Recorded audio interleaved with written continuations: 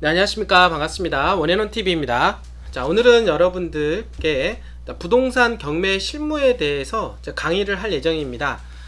지난 한 3시간 동안에 걸쳐서 이제 강의를 계속 진행을 하고 있고, 오늘 네 번째 시간이 되는데요. 저희 원앤원TV에 들어오셔서 경매 실무 강의 편에 들어오셔서 전편에 대해서 한번 들어보시고 나서 이번에 네 번째 강의를 들으시면 훨씬 더 많이 도움이 되리라고 생각을 하게 됩니다.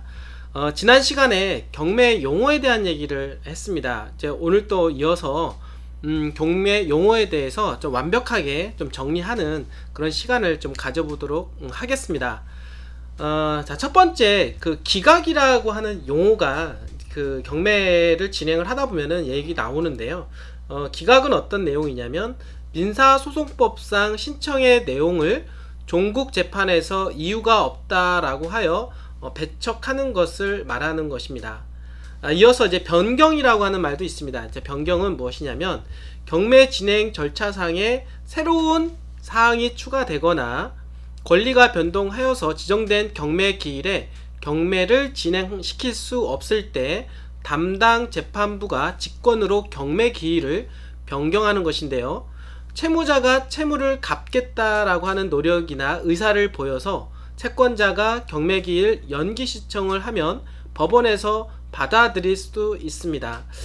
한마디로 말해서 입찰해야 되는 날인데 어떤 사유로 인하여 그 입찰이 진행이 되지 않고 변경이 되는 그런 사례가 있습니다. 입찰 당일날 법원 앞에 여러분들이 게시가 되어 있으니까 그것을 좀 확인을 하고 입찰에 참여를 하셔야 되는 것입니다. 이제 취하라고 하는 용어도 있는데요. 취하는 경매신청 채권자가 경매신청의 행위를 철회하는 것으로 취하되면 더 이상 경매가 진행되지 않고 종결됩니다. 이러한 철회는 경매 개시 결정에서부터 경락인이 대금을 납부할 때까지 가능하며 최고의 매수 신고인이 결정된 후에는 최고가 매수인의 동의가 필요하게 되는 것입니다. 그러니까 취하는 잔금 납부, 그러니까 경락인이 잔금 납부할 때까지 언제든지 이제 취소할 수는 있지만 최고가 매수인, 그러니까 낙찰이 됐을 경우에는 최고가 매수인의 동의가 필요하다라고 하는 것은 여러분들 기억을 해 두시면 좋을 것 같습니다. 사건 정지, 이미 실행된 부분 외에 장래의 절차만을 일시적으로 정지하는 것, 지금까지 진행했고 이후의 것은 일단은 정지함으로 해서 사건을 정지시키고 다음으로 미룰 수도 있다라고 하는 것입니다. 정지로 끝날 수도 있고 미룰 수도 있고 이런 부분들은 경우에 따라서 달라질 수도 있겠죠. 유찰이라고 하는 말은 이제 많이 여러분들 들어보셔서 아실 내용인데요. 매각 기일날, 그러니까 낙찰일이죠. 매각 기일에 응찰자가 없어서 낙찰되지 못하고 무효가 선언되어 다음 경매에 넘어가게 되는 것을 말합니다. 입찰날, 입찰 우리가 이제는 금액을 써서 이제는 진행을 하게 되는데요. 아무도 입찰에 참여하지 않았을 경우에는 당연히 이번에 안 되기 때문에 다음으로 다시 이제 넘어가게 되는데, 넘어가게 되었을 때는 감정가, 그러니까 최고가 이제 매수 가격을 낮추게 된다라고 하는 것입니다. 재매각에 대한 부분인데요. 재매각은 낙찰자가 낙찰 대금을 미납할 경우 법원의 직권으로 경매를 다시 실시하는 것을 말합니다. 그렇게 되었을 때 보증금은 최저 매각 가격의 20% 정도 하는데요. 약간 법원별 약간 상이하니까 이건 알아볼 필요가 있습니다. 기존 최저 매각 가격과 그 밖의 매각 조건이 재매각 절차에 그대로 적용이 됩니다. 낙찰자가 재매각기일 3일 전까지 매각대금, 지연이자 절차 비용을 지급한 경우에는 취소가 된다라고 볼 수가 있겠습니다. 그러니까 처음에 낙찰을 받으신 분이 대금 미납으로 인하여 다시 경매가 나오는 경우가 있습니다. 그럴 경우에 낙찰 받은 사람이 재매각기일 3일 전까지만 대금을 납부하게 되면 이러한 재매각을 취소할 수가 있다라고 하는 것을 여러분들이 이해를 하시면 좋을 것 같습니다. 종국, 경매를 개시하여 배당 완료 후에 배당 이해 등 모든 것이 종결되었다라고 하는 뜻인데요. 통상 배당이 완료되면 종국이라고 표시하고 배당 이의 등으로 인하여 미해결된 사안이 있으면 미종국이라고 표시가 됩니다. 그러니까 배당 절차까지 완벽하게 끝난 경우에 종국이고 그렇지 않을 경우에는 미종국 상태로 남아있다 라고 말씀을 드릴 수가 있겠습니다. 차순위 매수 신고, 최고가 입찰자 이외의 입찰자 중 최고가 입찰액에서 보증금을 공제한 액수보다 높은 가격으로 응찰한 사람은 차순위 입찰 신고를 할 수가 있게 됩니다. 차순위 입찰 신고를 하게 되면 매수인이 낙찰 대금을 납부하기 전까지 보증금을 반환하지 못합니다. 최고가 입찰자에 국한된 사유로 낙찰이 불허되거나 낙찰이 허가되더라도 그가 낙찰 대금을 납부하지 아니할 경우 다시 입찰을 실시하지 않고 바로 차순위 입찰 신고인에게 낙찰 허가함으로 유지할 수 있지만 실무에서는 많이 하지 않는다 라고 볼 수가 있겠습니다. 자, 어쨌든 간에 그 사건의 진행을 좀 신속하게 처리하기 위해서 진행하는 것이라고 이제 볼 수가 있겠습니다. 방금 전에 얘기했던 대로 최고가 입찰액에서 보증금을 공제한 액수보다 높은 가격으로 차순위 금액이 들어와야만이 차순위 매수 신고가 가능하다라고 하는 거 여러분들이 이해를 하시면 좋을 것 같습니다.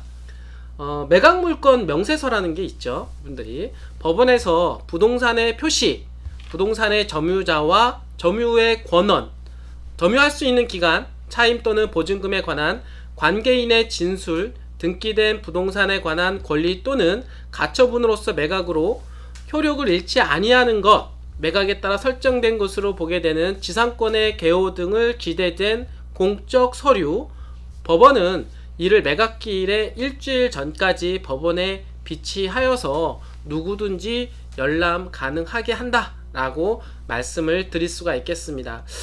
이거는 여러분들 꼭 매각 물건 명세서를 확인을 해야만이 나중에 낙찰을 할 때 불이익을 당하지 않는다 라고 하는 것을 명심하고 좀 꼼꼼하게 좀 볼 필요가 있다라고 말씀을 드릴 수가 있겠습니다.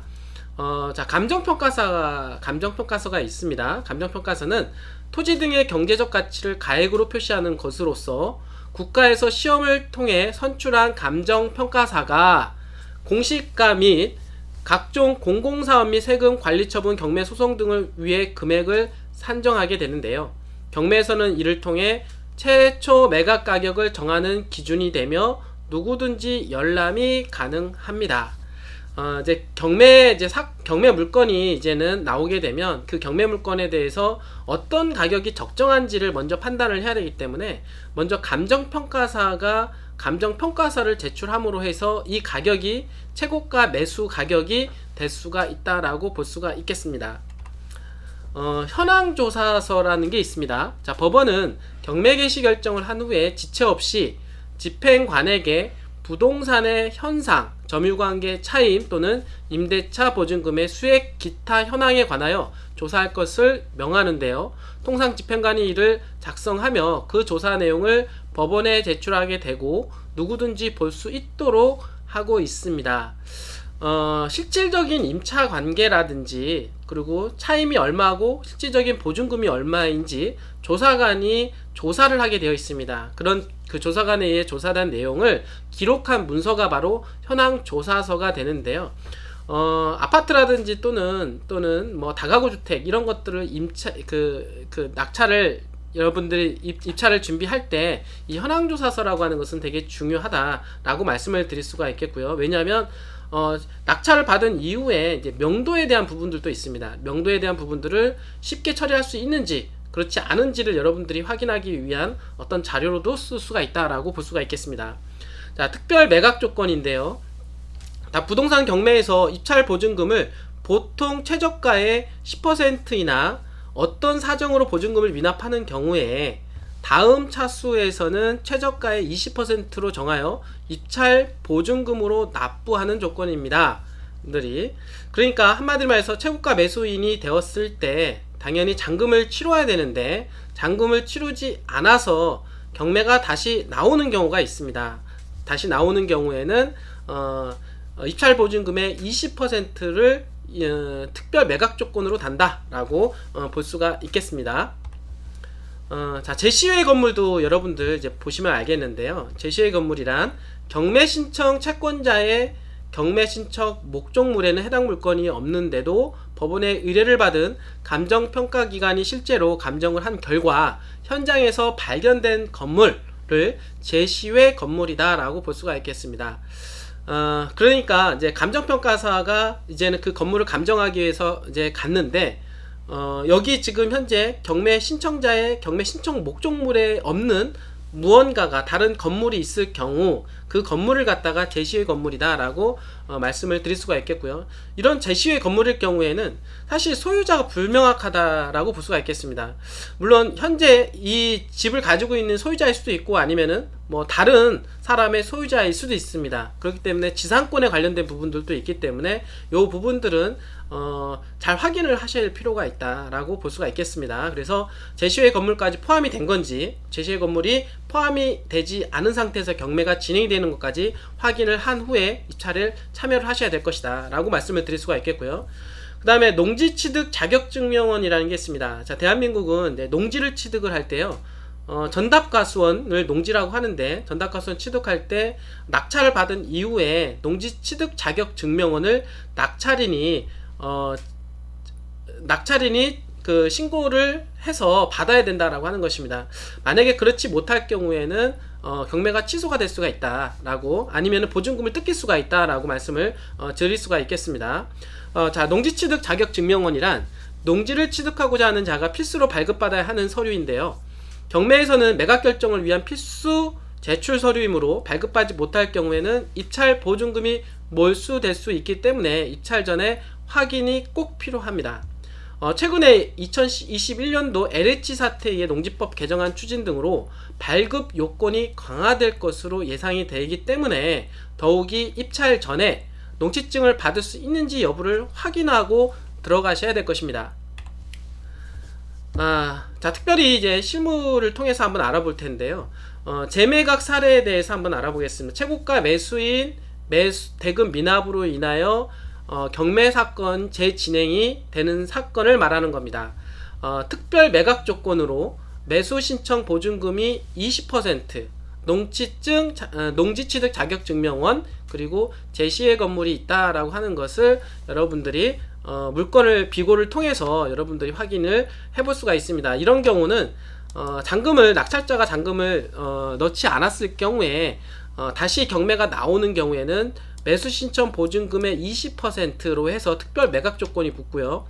그리고 이 물건에 대해서는 농지증이 반드시 필요하다, 이분들이. 그렇기 때문에 이 물건을 낙찰을 받기 전에 여러분들께서는 이 사건 번호에 나와 있는 이 지번을 통해서 먼저 이게 농지증이 발급이 가능한지 여부를 먼저 판단을 해볼 필요가 있습니다.